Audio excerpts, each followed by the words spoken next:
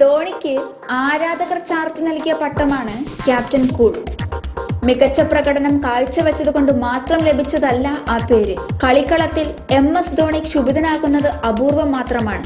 എന്തൊക്കെ സമ്മർദ്ദങ്ങൾ ഉണ്ടായാലും അതിനെയെല്ലാം കൂളായി കൈകാര്യം ചെയ്യാൻ കഴിയുന്ന ധോണിയുടെ കഴിവാണ് മറ്റ് ക്യാപ്റ്റന്മാരിൽ നിന്നും അദ്ദേഹത്തെ വേറിട്ട് നിർത്തുന്നത്.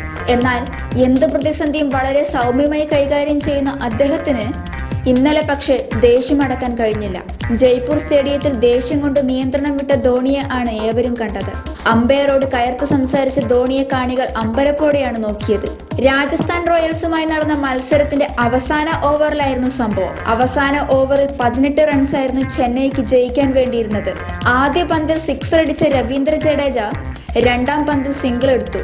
ആ പന്ത് നോ ബോൾ ആയതോടെ അടുത്ത ബോൾ ഫ്രീ ഹിറ്റ് ലഭിച്ചുവെങ്കിലും ധോണിക്ക് ഒരു ഡബിൾ എടുക്കാനേ സാധിച്ചുള്ളൂ. തൊട്ടടുത്ത പന്തിൽ ധോണിയുടെ കുറ്റിപ്പിഴുത സ്റ്റോക്സ് രാജസ്ഥാനെ മത്സരത്തിലേക്ക് തിരികെ കൊണ്ടുവന്നു. അതിനുശേഷമുണ്ടായ പന്തിലായിരുന്നു നാടകീയമായ സംഭവങ്ങൾ അരങ്ങേറിയത്.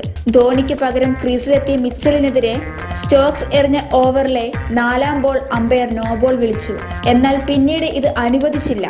ലെഗ് അമ്പയറുടെ നിർദ്ദേശപ്രകാരമാണ് നോ ബോൾ അനുവദിക്കാതിരുന്നത്. ഇതോടെ ഡെഗ് ഔട്ടിലിരുന്ന് ധോണി കുപിതനായി അമ്പയർമാർക്കരികിലേക്ക് വന്ന് നോ ബോളിനായി വാദിച്ചു. എന്നാൽ അമ്പയർമാർ നോ ബോൾ അനുവദിച്ചില്ല. അവസാന പന്തിൽ സിക്സർ അടിച്ച മിച്ചൽ ചെന്നൈയെ ജയിപ്പിച്ചു. നോ ബോൾ അനുവദിക്കാത്തതിനെ തുടർന്ന് അമ്പയർമാർക്കെതിരെ ചൂടായ ധോണിക്കെതിരെ മാച്ച് റഫറി പിഴ വിധിച്ചു. മത്സര ഫീയുടെ 50% പിഴ.